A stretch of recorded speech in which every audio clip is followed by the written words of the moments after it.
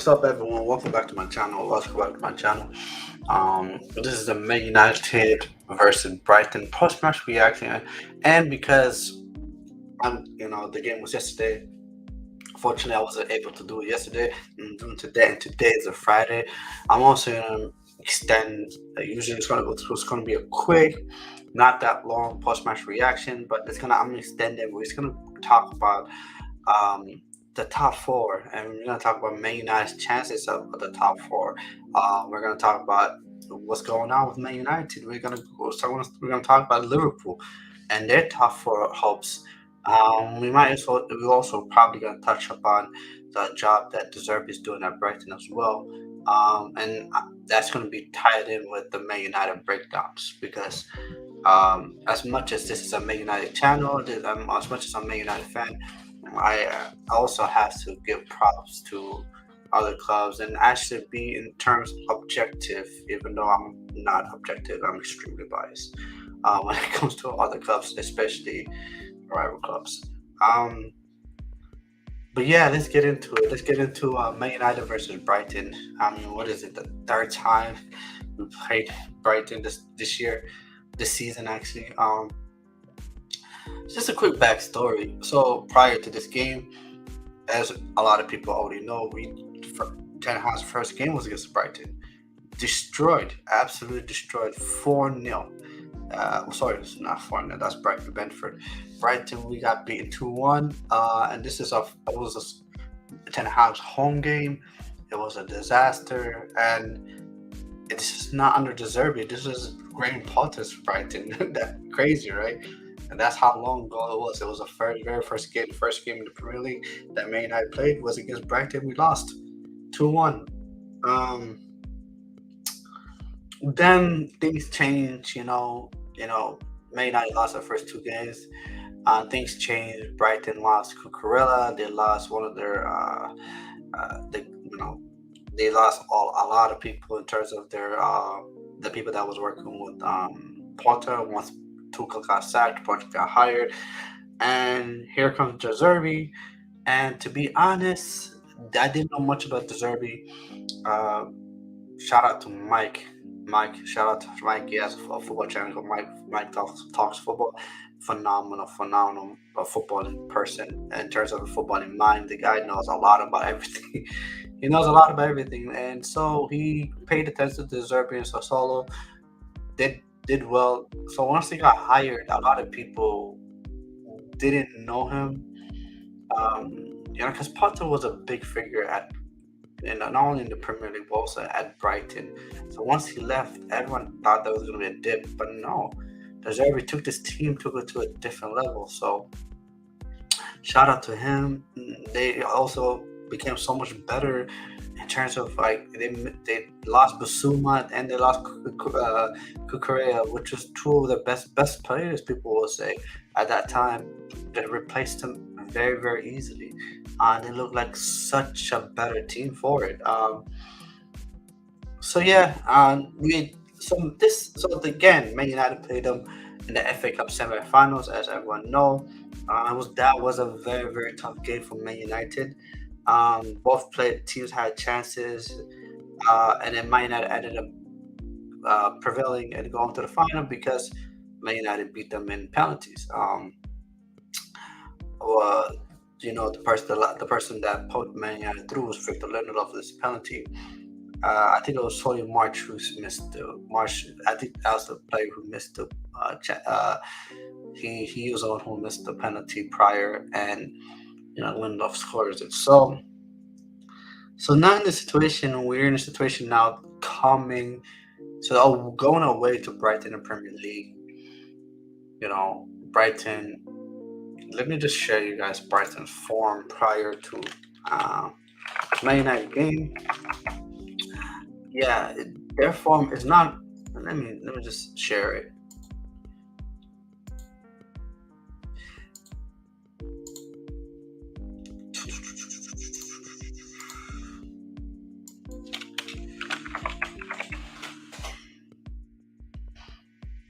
Mhm. Yeah, so here's their form. In their last 5 games, they won three and they lost two. Our form in the last 5 games is not so bad. We won three, we drew one, and we lost one, which is the Brighton game. Let's just quickly click on their last couple of fixtures. So yeah, so they lost to Nottingham Forest, but this is a shocker. But then he rested players against Wolves, and they destroyed Wolves. They rested Mitoma, he rested Moise Casido and McAllister, and they destroyed Wolves. And then they beat us 1-0. Let's look at Man United's fixtures and their matches prior to this game. We beat so Brighton in penalties. We drew 2-2 while we were leading 2-0 away to Tottenham. We beat Aston Villa at home, and yeah, as you can see, Brighton beat us 1-0. So, to be honest, I was upset. I, J Twist, bro, what's up, bro? So, I was upset. I'm not gonna lie to you. I was upset after the game, but I'm not gonna lie to you. Looking back at the game and what I was feeling during the game, it wasn't a. We may not didn't play a bad game. This game reminded me of the game in the FA Cup. It was a bit back and forth. It was, my brother this morning, he's a Chelsea fan, was talking to me. He's like, yeah, that was a very entertaining game. And then I was like, you know what? He's right. It was. Look at the shots. 2 on 2 shots to 16 shots. 5 shots on target, 6 shots on target, 60-40 possession, which is normal. 14 fouls to 10 fouls, same number of yellow cards, and 6 corners to their 8. The issue is Man United has an issue. Man United only need to pick up 8 points to match if Liverpool win all the remaining games. Yep. Um, yeah, the game was fairly hella peaked for the 98th minute penalty. Yeah, the game was even throughout. I just thought Man United has an issue as of late. I don't know if it's just the amount of games we played. I don't know if it's fatigue. I don't know what it is. But Man United players, they drop off. There's a drop off in the second half, especially when we reach the 65-70 minute mark. There's a drop off, and we start to feel a little bit leggy. And then so that the other team has a period of domination, which they did. There was a little spurt around like the 75th minute where Man United tried to get back into the game, but towards the end of the game, Man United, there was a switch in mentality, and I feel like that is the reason for this result, was a switch in mentality. There was a point of time in the 75th minute where Man United, both the players and the management, decided that, hey, you know what, we're just gonna, the point is enough for us. And I feel like we mixed Eriksen presence yesterday. Yes, I agree, we did. No, but I just genuinely feel like the issue yesterday was a mentality issue. I feel like at that game there was only one team that wanted to win, and they kept pushing and pushing and pushing, and we were just hanging on. And I thought Luke Shaw had an unbelievable game yesterday. He was one of our best players. Makes a mistake, hands goes up, boom, it hits his hand, penalty. This is, if you actually even look back at the sequence prior to the penalty, I don't think that was a foul initially, but he calls a foul. The ball pinpoints, goes one way and goes another way. It comes all the way back, comes back again. Boom! He jumps up. It hits his hand. Penalty. And McAllister scores it, but he takes forever to kick it. Make sure it's legit the last kick of the game. So once he scores it, it's game over. That Weghorst sub killed me. I, okay, so I'm in two minds with the substitutions. Uh, yeah, it wasn't a foul. 100% that free kick wasn't a 1000% that free kick wasn't a foul. I'm in two minds about the substitutions. Because I went to spaces. I was talking to spaces. I was talking to people on Twitter, United fans, about the game, etc. A lot of people was very upset about the substitutions. I'm not gonna lie to you. The players that came off and the players that came on, they were the same in terms of impact. They both had the equal impact. Because yesterday's biggest issue with Man United is our forward line were just, in the first half they were lively, but in the second half they just completely dropped off. They fell off from the face of the earth.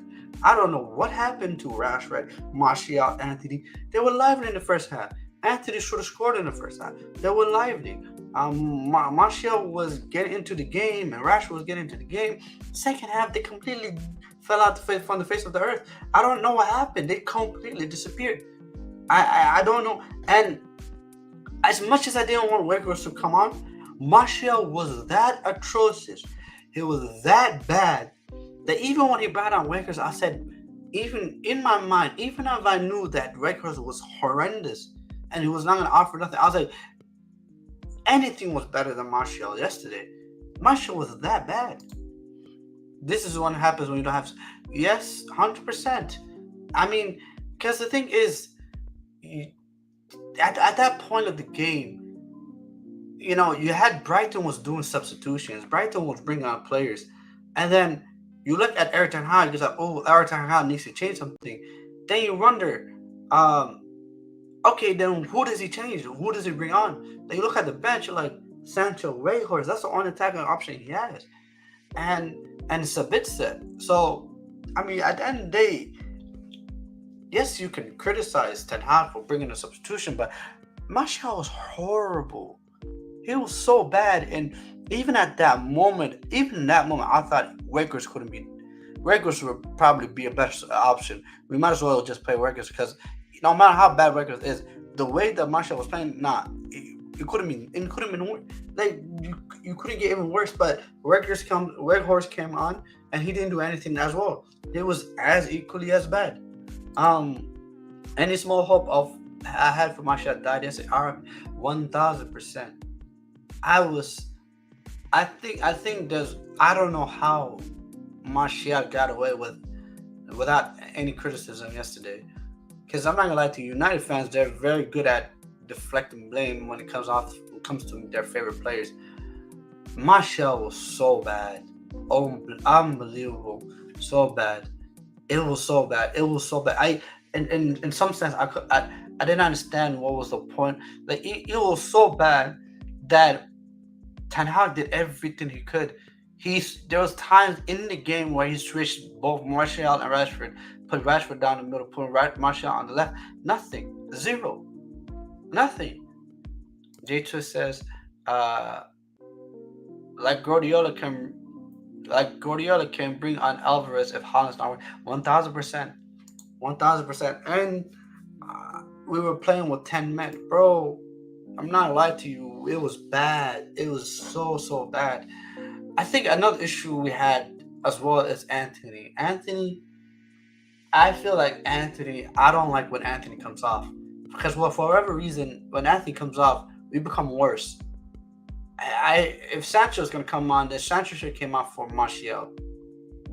Put Rashford down the middle, put Sancho down the left, and yeah, like that would have been better. Like that would have been better than taking off Anthony. I don't know why he takes off Anthony. Anthony, yes, if he doesn't score goals, he just keeps the structure. He keeps the momentum. We don't lose. We lose. He gives us a threat. He gives us structures. He tracks back. He puts in the graft.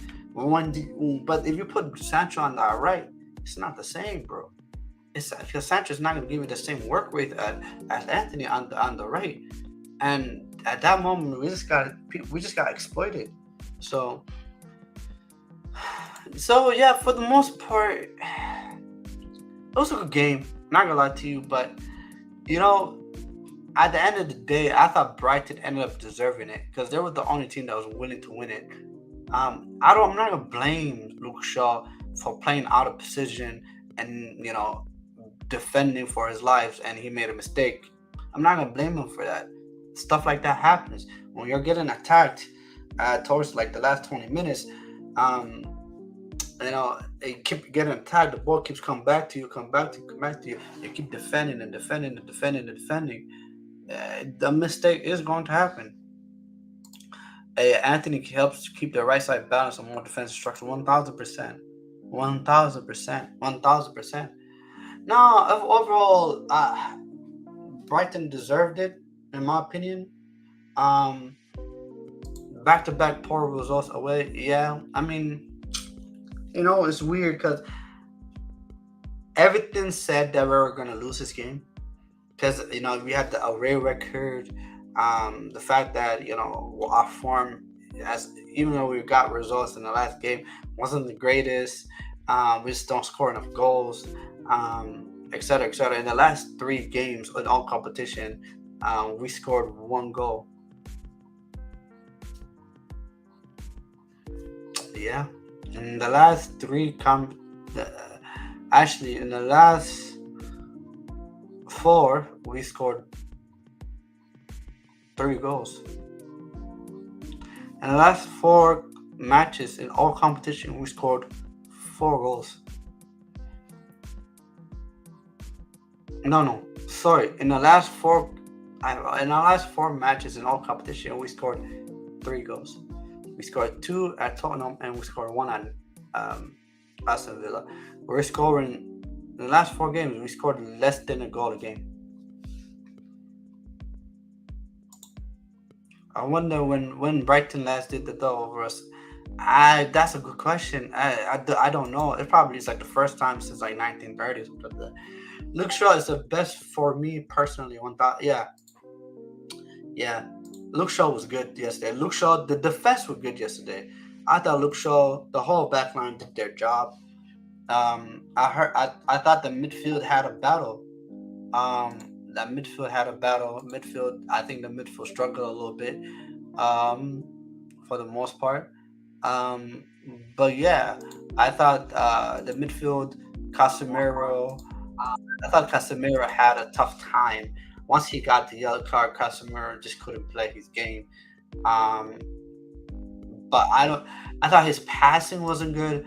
But then, in terms of his defensive ability to cut off passing lanes, stuff like that, I thought he was good. Hopefully, Varane comes back in the squad over the next. We desperately need players back. I think the one player people are not talking about that we miss desperately is an 18-year-old Alejandro Garnacho.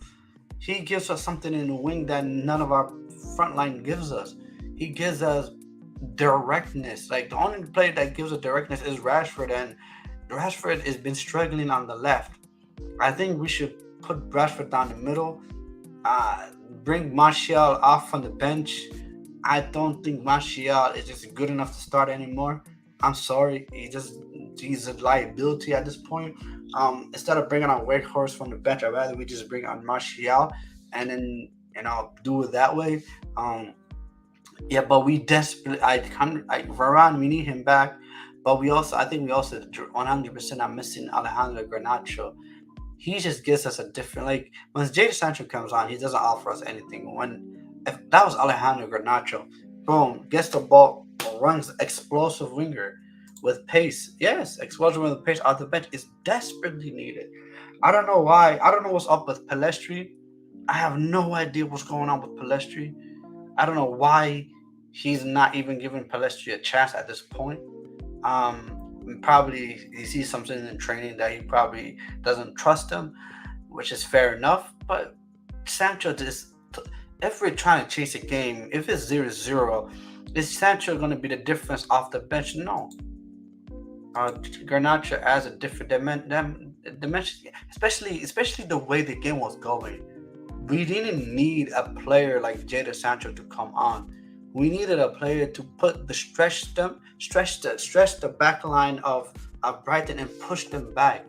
We didn't need a player because we were not dictating the tempo. We were not dictating the game. We were not controlling possession. We was a waste side. So if it's one thing if it's at home and we're trying to keep the ball, it's one thing to bring. Then you could bring on Jadon Sancho and you ask him to like, hey, make sure you keep the ball, keep possession of the ball. Don't lose the ball, etc., etc. But if you're trying to bring someone on to run at defenders to push back the Brighton defenders, that's not the Jadon Sancho's game. Jadon Sancho is more like plays plays he plays when the defenders in front of him. He just likes to play around the defenders. He doesn't like to go at the defenders. That's not his game.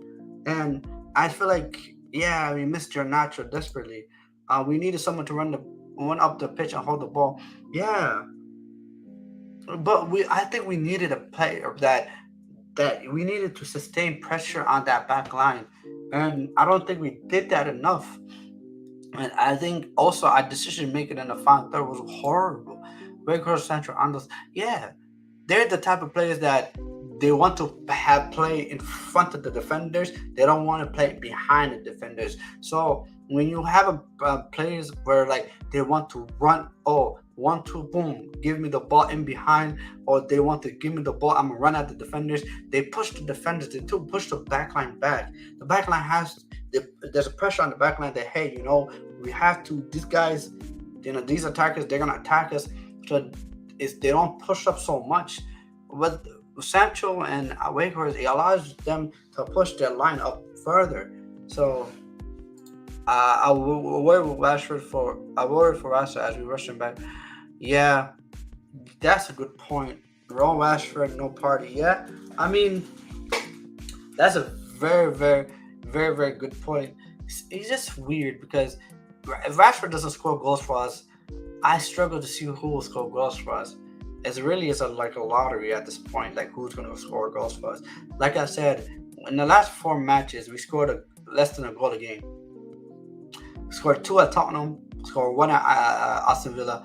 We didn't score any away at Brighton, and then we didn't score any at the FA Cup semi-final. We scored less than a goal a game. Yeah, no Rashford, no party. Yeah, so overall, I mean, on to West Ham away, another away performance. Hopefully, West Ham I think they have like a conference game midweek as well. So I feel like maybe we're a bit fortunate that they're not completely focused on this game. I don't think they. I think also when it comes down to relegation, I think they're pretty. They're not safe, but 4 points off relegation zone. But they have Isaac Alma on Thursday. So, and then they have Brentford again, Azar Akmar, and then they have Leeds. I think Leeds Leicester is that those two are the biggest games they have. I think these two are gonna be the more important. Well, then again, it does. West Ham do need to win this. They need to get a result because if they don't get a result, they only have 1, 2, 3 games left. So let me just see how many. Yeah, they have 4 games left. Yeah, 37, 39. Yeah, 37. They probably need one more win. 7 points clear with 3 games left. Yeah.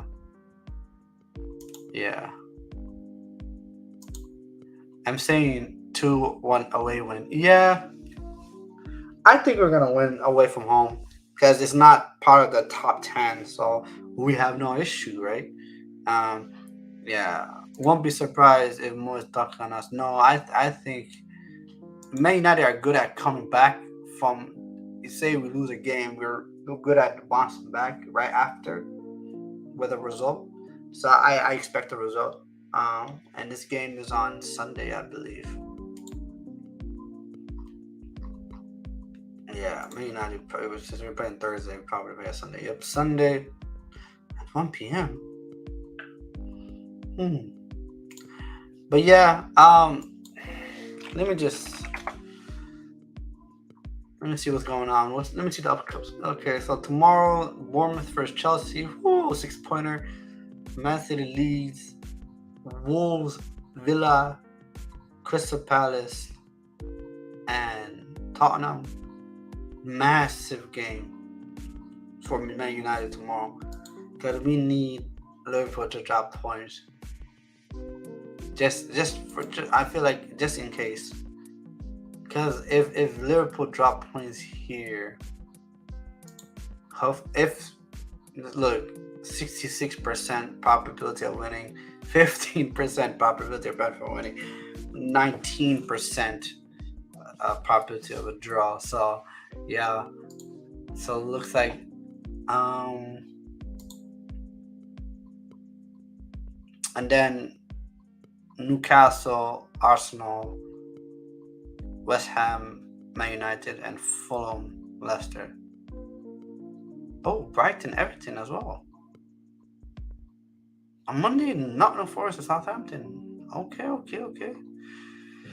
Yeah. Let me just check Liverpool's last fixture because I think this is like one of their hardest games. Liverpool's fixtures list doesn't look that bad. Yeah, Brentford, Leicester, Villa, Southampton. I mean, if they win all 4 matches, the possibility they can get is 71 points. Basically, Man United needs 3 to win at least 3 games. Yeah, Man United probably need to win 3 games. It's top 9 with no winners. People don't count us beating. Yeah, it's true. It's true. Liverpool will drop points eventually. They have to. Brentford beat City away, drew with Arsenal away, so you never know. Yeah. What do you do, Dizzy? What do you do, Dizzy? What's up, bro? Yo, let me just take a break from this EPL talk real quick and let's me shout out to my boy Dizzy, who's an Atletico Madrid fan. And just to, like update people on what's going on with Atletico Madrid, they are second, guys. Yes, you heard it, second in the La Liga table. They have been the informed team since the restart of the World Cup. I mean, Griezmann is the player of the season. He's in La Liga, unbelievable. Other than I think the Barcelona win was like the first loss they had in 2023 or something crazy like that. Yeah, so let me just look at their look 5-1 against Cadiz, 5-2 against Valladolid, 3-1 against Mallorca. They lost to Barcelona 1-0. But then yeah. They beat Almeria 2-1. They lost to Besiktas. When was this? When did you guys play Besiktas? It's probably what? Dizzy, bro, explain. When did you guys play Besiktas, bro? And why? Oh, charity match. Yeah, bro. Dizzy, shout out to Dizzy, bro. Shout out to Dizzy. Greasy for La Liga. Bro, he's been unbelievable, bro. 13 goals and 12 assists is mad, yes. The last 3 games, 13 goals. Chelsea in the 2023, 14 goals. That's crazy. Charity match. Nah, Dizzy, you lying. Yeah, bro. I thought Madrid has been on fire, bro. They look so good for the earthquakes. Okay. No, but nah. Atletico Madrid has been doing unbelievable. Shout out to one of my favorite managers, Diego Simeone. People don't like him. I love him, bro. Diego Simeone is my guy, bro. I love that guy, bro. Shout out to Atletico Madrid. They look very, very, very good. And you don't even know, man. Next season, Atletico Madrid for the La Liga title. Well, I mean, you never know. You never know, guys. I won't be shocked. That's all I'm gonna say. They're coming for that La Liga title, man. Barcelona better be scared, bro.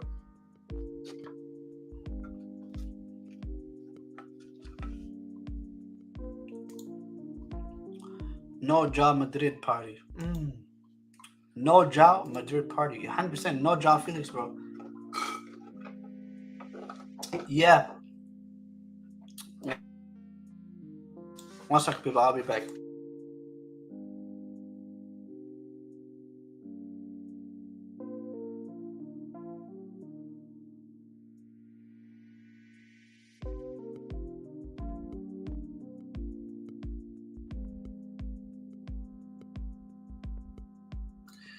Yeah, bro. Let me just go back and talk about our Man United top four chances. So basically, this is what it is. If Man United beat West Ham, beat Wolves, beat Bournemouth, Man United finish in top four. If Man United lose a draw against West Ham United, then it's a bit tricky. Because then Man United would need to win one, two, three, four. They will need to win three out of the last four. Yeah, they probably need to win two of the last four and probably draw the last two games. Um, yeah. So if Man United beat West Ham, if Man United draw with West Ham, beat Wolves, which will be tough, beat Bournemouth, which will be tough as well. And then draw the last two games, then Man United finish the top four. Again, so Man United pretty much need 9 points from my last five games. You need to do a United plays tier list based on the season 1000%. That's gonna happen. United get top four alone onto home fixture. Yeah, hopefully, bro. It's just so what we have three home fixtures, one, two, three left, two away fixtures.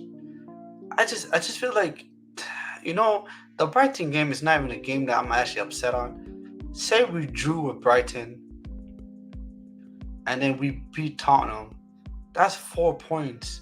We would need 5 points.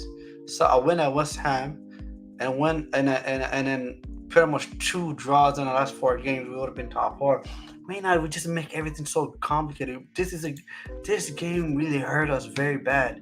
Like that's the game for me. That's the game for me that I just don't understand how we didn't get all 3 points. This should not have been a draw. Just 2 points drop. We could have had 3 points, and then we would have just need 6 points from the last five games. One win, and then we could just draw. I mean, yeah. Yeah, the Spurs games pisses me off 1000%, bro. 1000%. 1000%.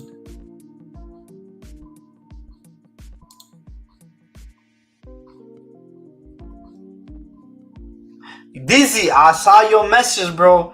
You are a genius, bro. You are the best. You are the best. You got top four, in my opinion. No need to stress. It's too late for Liverpool and Brighton. For Liverpool and Brighton, got Arsenal City left. Yeah, Brighton got Arsenal City left.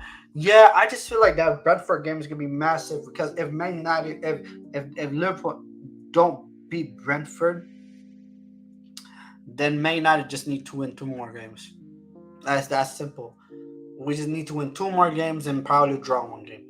But if they beat Brentford and pretty much beat the rest of the teams they have, yeah, it make I just hope that Liverpool just does us a favor. They lose probably this game and they draw the next game, and then Man United will only need to win like one or two games. Yeah, that's what I hope because I don't know. Man United was just yo, peace out, bro. Yo, peace out. Yo, peace out. But yeah, because our fixture list is not bad at all. We're playing Bournemouth, Wolves, Chelsea, which is in the bottom half of the table, and then as well as Fulham, which is a 10th place team. So yeah, I'm not upset. I'm no, I don't know. I just something about Man United just makes me so nervous. I just feel like we have to. The Sunday is a must-win game, guys. Sunday we have to win because if we win on Sunday, it really relieves us a lot of pressure. Then we'll just need two wins from our last four, and I feel like those two wins can come at home against Fulham and then against Chelsea, or against Bournemouth against Chelsea, or against Fulham and Bournemouth, or Fulham Wolves, etc., etc.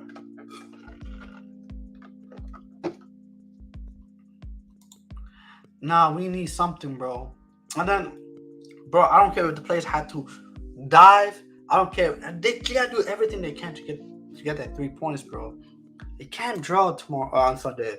We can't draw because look, say we draw one, two, three, four. Say we draw that last 5 games. That's 5 points, bro. That's 5 points. Liverpool can literally easily make it to the top four. Yeah.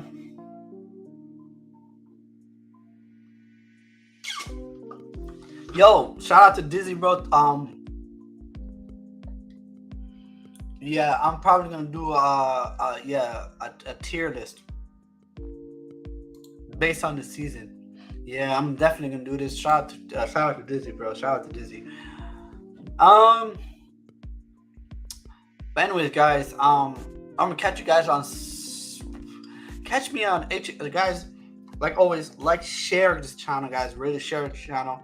Yo, Dizzy, shout out to you, bro. Yo, share this channel to everyone you know.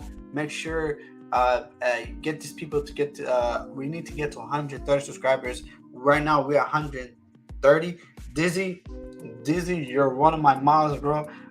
You're gonna be one of my mods. I need you to make sure you share this channel. Make sure you spread the word about this channel. And yeah, 130 subscribers, guys. We had 124. We're just six subscribers away. Like this channel, guys. Like this channel. You know, if put down any comment you want, any ideas you want me to do in this channel, etc., etc. Just write a comment, bro, and I'll always respond to the comments, guys. And like always, guys, you know, you guys are the best for supporting me. And yeah, I will be back here on Sunday. Always check me out, and have hope. I have Hope Hot's channel. I'm probably gonna be on this Saturday. I'm usually on his hangouts on Saturdays, so check me on the hangout on Saturday. Um, I'm also thinking of doing reaction videos to for example, the football terrorists, videos that have hope posters, other big channels as well, expressions, and so you can just do like a reaction video of like things that they say and stuff like that that's controversial, and this is my reaction to it and everything. So that's something I'm also thinking about doing. But like always, guys, thank you for showing out, guys. Yeah, I hope everyone has a very good weekend. Enjoy the playoff basketball is on. Big Laker fans, so we ended up losing yesterday. It is what it is. They'll bounce back, but yeah, NBA basketball is on. Enjoy that, and I'm gonna catch you guys later. Peace.